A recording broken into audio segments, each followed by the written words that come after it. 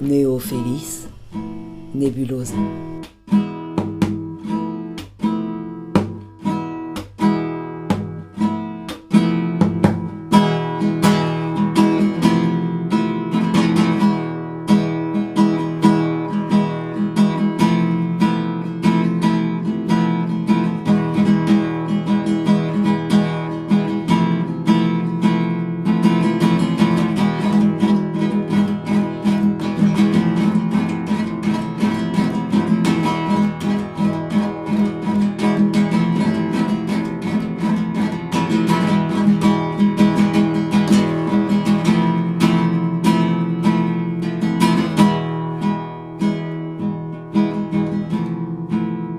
Neo Felis, Nebulosa. Alors, je vais vous poser une première question qui peut vous apparaître un peu abrupte, mais c'est volontaire. Quel est pour vous le sens de la vie ? Le sens de la vie.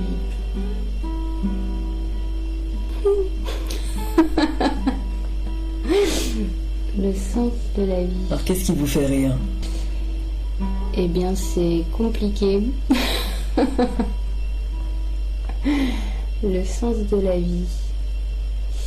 Est-ce que c'est justement cette difficulté à répondre, est-ce qu'elle vient du fait que c'est une question qu'on se pose ou que vous ne vous posez pas forcément ? Ou que c'est tellement large quelque part que vous avez du mal à donner une réponse, on va dire, un peu structurée ? Ou est-ce que c'est une question qui ne vous parle pas du tout ? C'est plutôt dans le sens que c'est une question que je me pose. Pour l'instant, je me dis en ce moment que c'est peut-être se connaître soi-même, connaître l'humain, se découvrir, avancer, rentrer dans les profondeurs de l'humain. Et c'est une question que vous vous posez régulièrement ? Surtout en ce moment avec mes études, oui. Même avant avec la thérapie, puisque je fais une thérapie depuis 3 ans.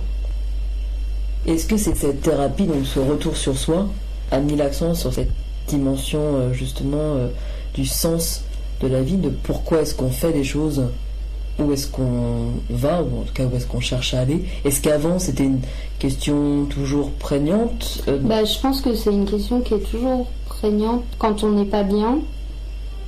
Justement on se pose cette question de c'est quoi la vie, quoi. Et donc on cherche où aller, donner un sens. C'est une question qu'on ne se pose pas forcément quand ça va bien. Si. Aussi. Peut-être que le point de départ, en tout cas pour moi, il est parti d'un mal-être dans cette vie et d'essayer de lui donner un sens, justement, pour être mieux.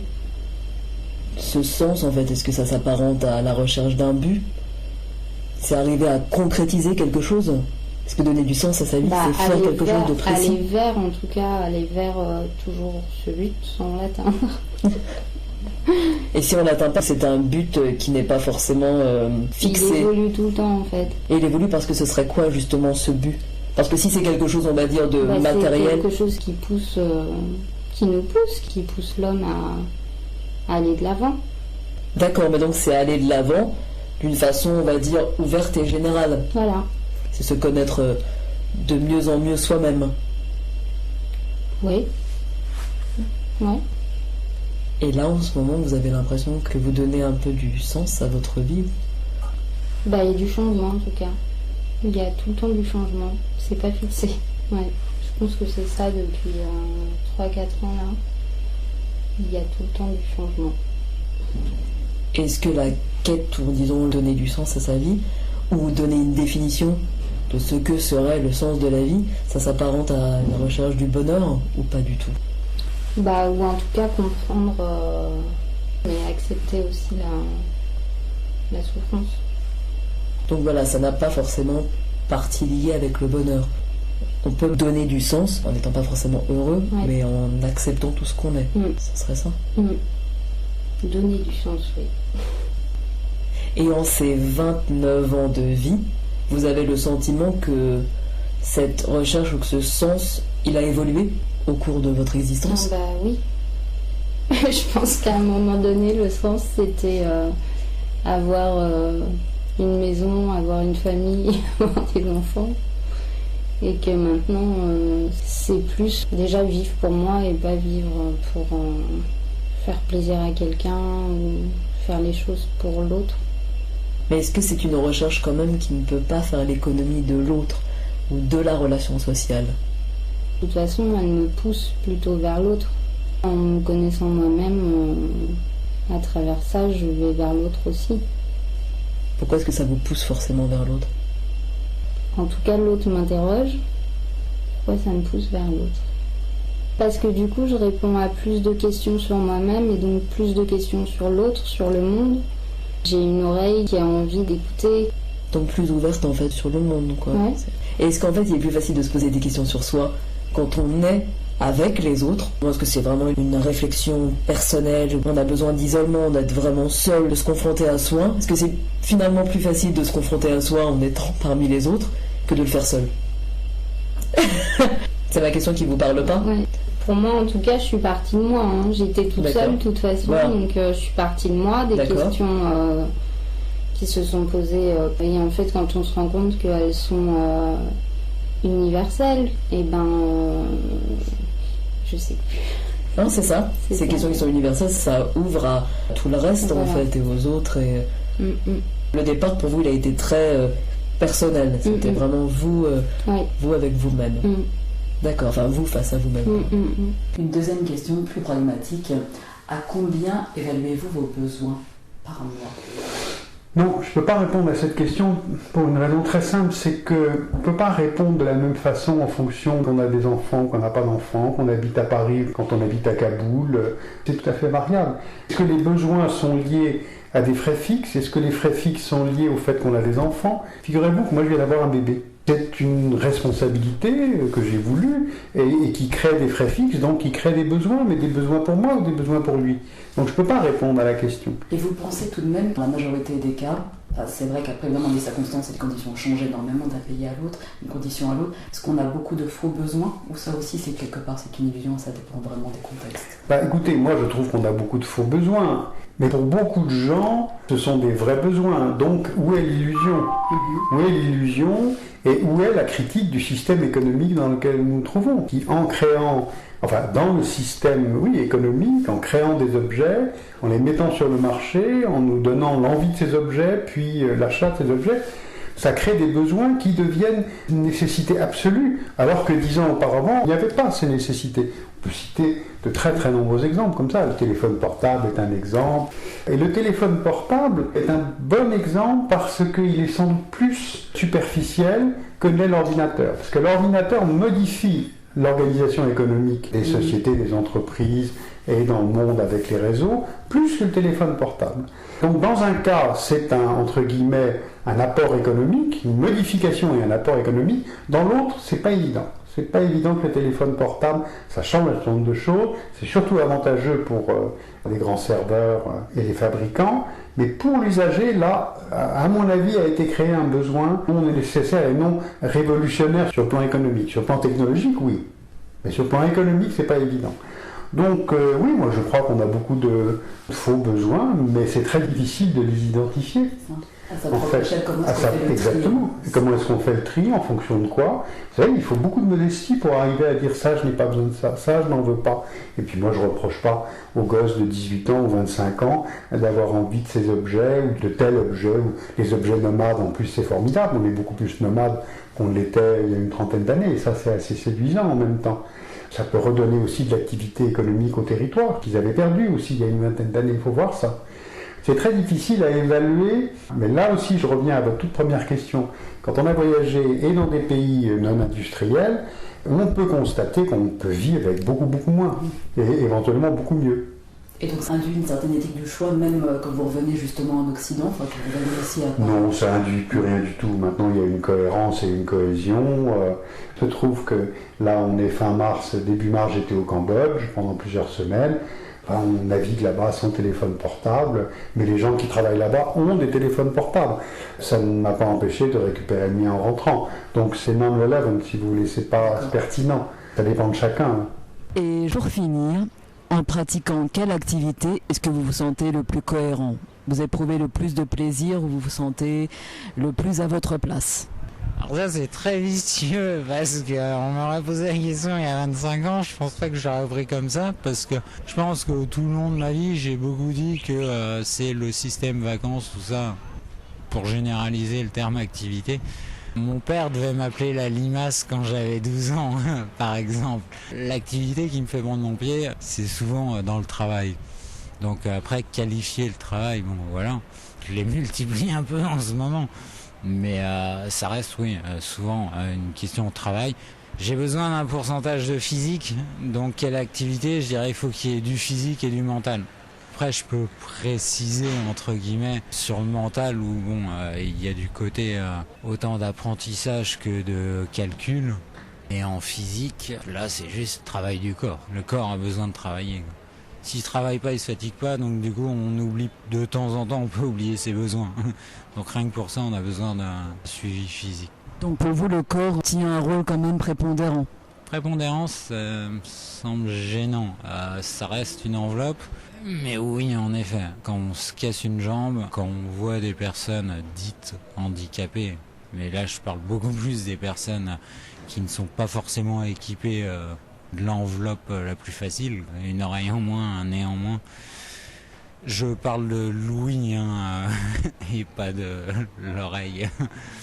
C'est en effet gênant, mais on se rend compte que ce sont souvent des gens qui sont plus heureux parce qu'ils se rendent compte que la priorité, elle n'est pas forcément dans le... En tant que complet, on a l'impression que c'est naturel et on oublie la chance qu'on a de tout avoir. Vous m'avez repris sur prépondérant, c'était très intéressant justement parce que ça ne recouvre pas tout le champ du plaisir, loin de là, mais il est essentiel. Alors pourquoi? Qu'est-ce qui se passe dans son corps? Vous disiez, j'éprouve du plaisir dans toute activité qui me demande un minimum de mental et de physique, mais pourquoi? Comment on se sent à ces moments-là? Tout type de travail, ça veut dire quoi? Tout type de travail, ça veut dire quoi? La prépondérance. Je vais m'étendre un peu sur le physique. J'ai appris qu'on n'était que de l'eau, quoi. Donc remuer l'eau, bon.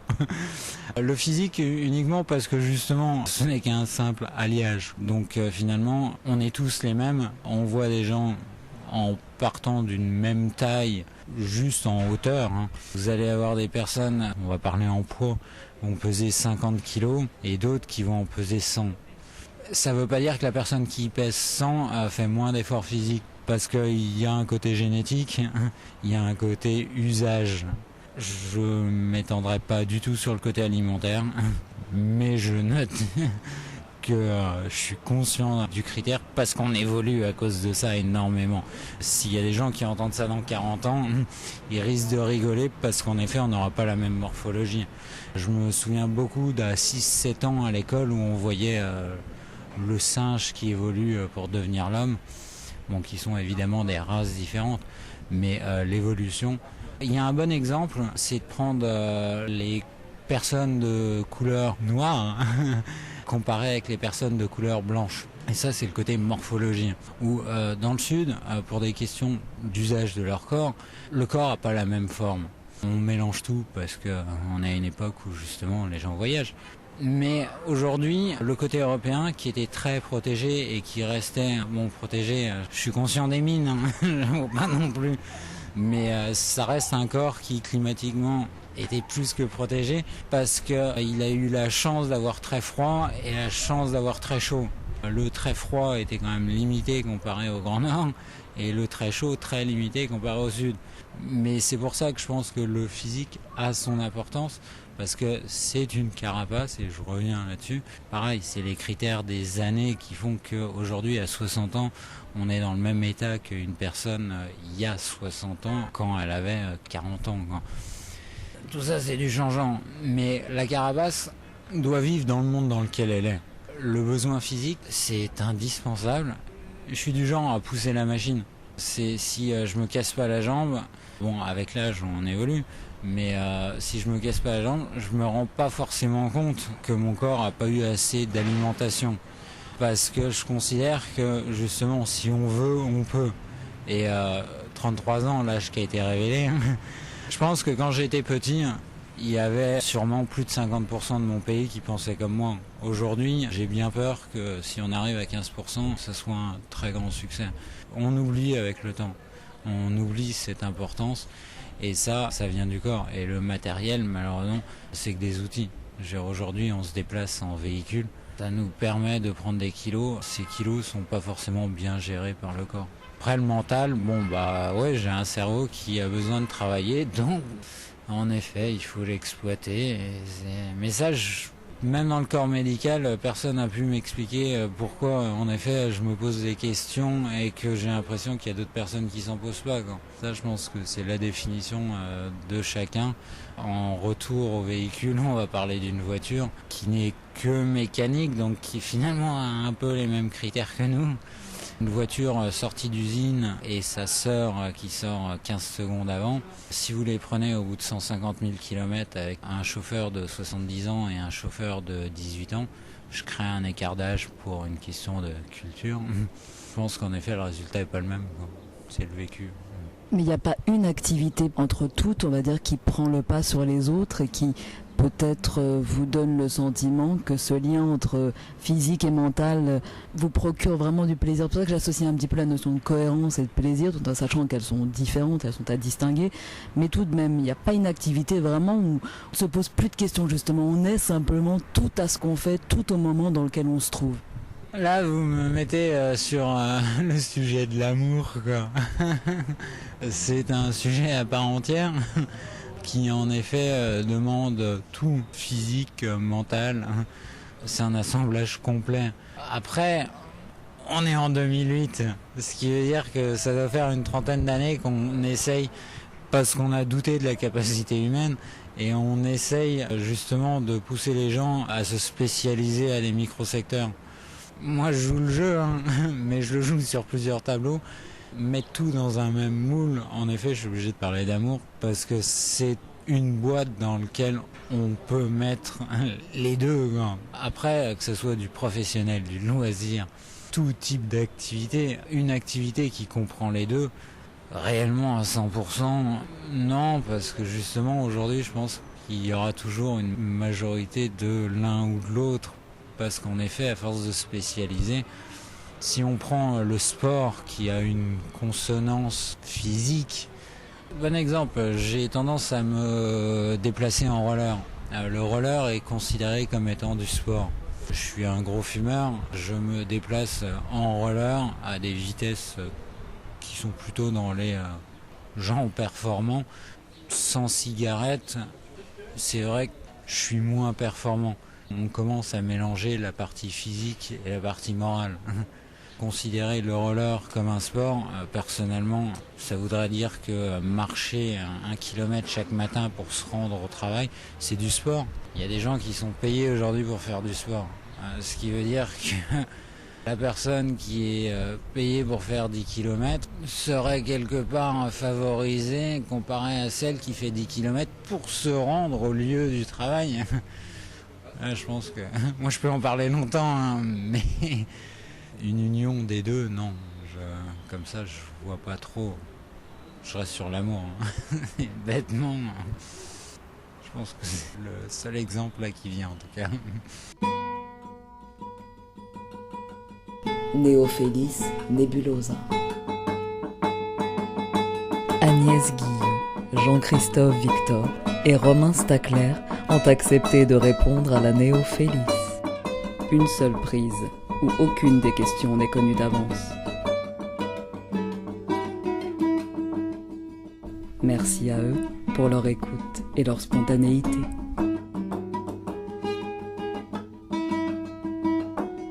Néophélis Nebulosa.